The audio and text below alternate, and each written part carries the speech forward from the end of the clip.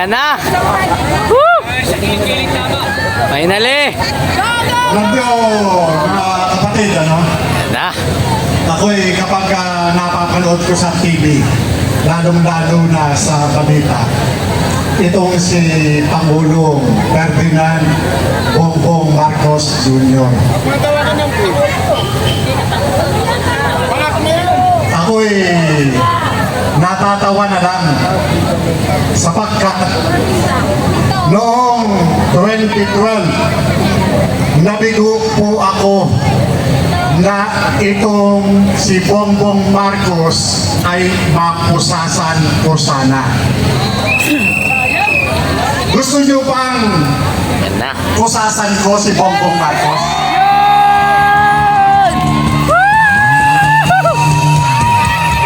Lahat ng gustong pusasan ko ang bangag na ito, tumayo o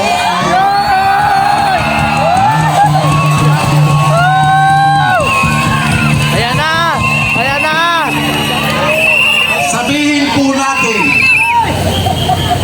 bangag, tama na, sobra na, umalis ka na! Hindi natin na! Bangag! Mahina, mahina. Pasensya na, medyo mahina ang tenga ko, gawa ng putok eh. Yan. Bangag! Tama na! Sobra na! Mag-resign ka na! Marcos, resign! Marcos, resign! Marcos, resign!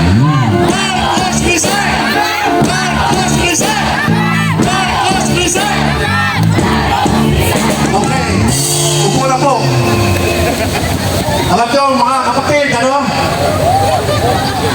Sobra-sobrang pangbubudol ang ginagawa nitong mga ito.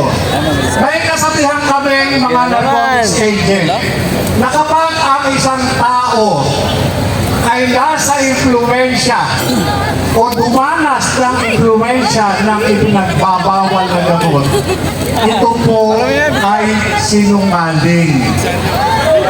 Naniniwala po ba kayo doon?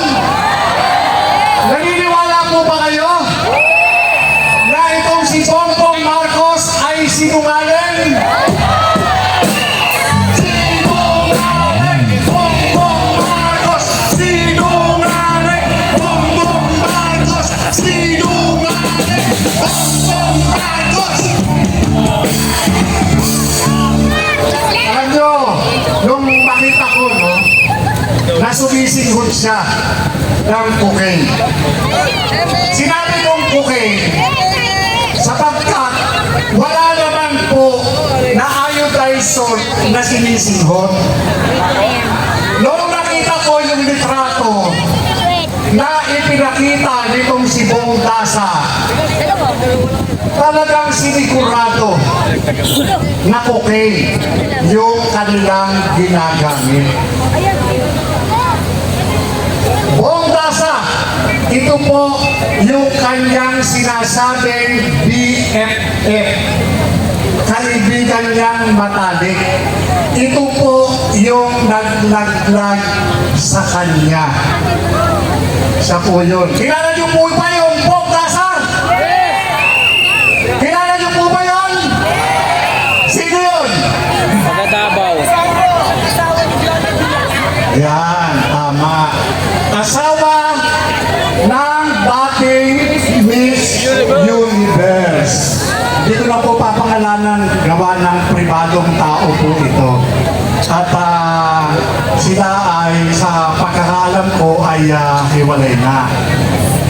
Pero itong naglaglag sa kanya na ito ay nasisiguro namin na hindi nagsisinungaling sapagkat mayroon po siyang mga litrato na naandon sa kanyang cellphone. Ipinakita niya po yan at kasama ng iba't ibang mga personalidad. Yun po yun. At yung pong litrato na yun, ipinrint po sa computer, ipinrint po yun sa papel.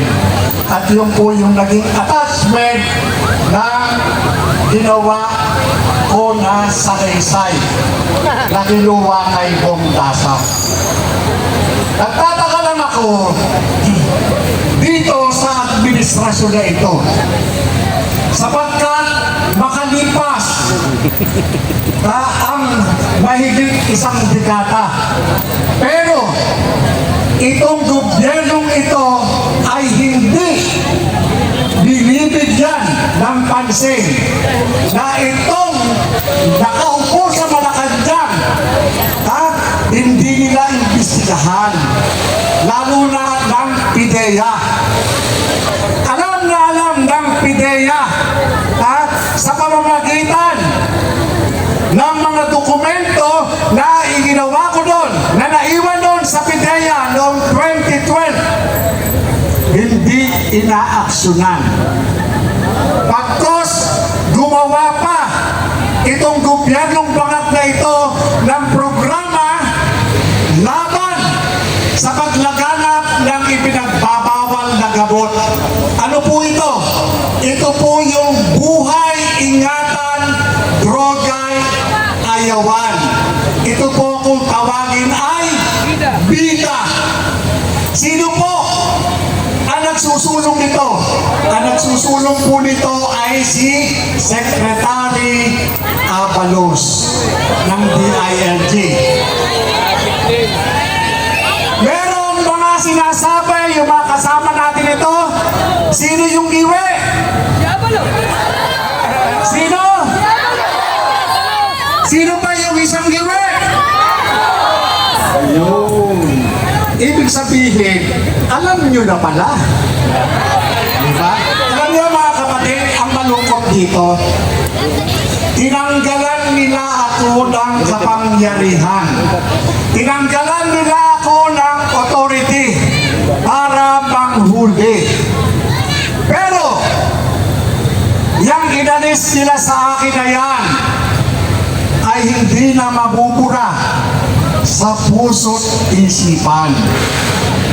Kaya, naniniwala ako sa pamamagitan ninyo, taong bayan, kayo mismo ang magbabalik sa akin.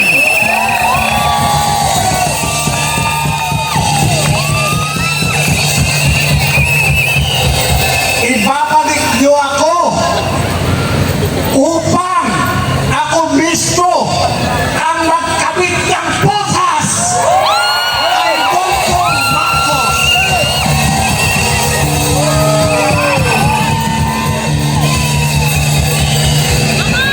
Hinihiling ko po sa inyo, mga kapatid, mga minamahal kong mga magulang, mga kabataan.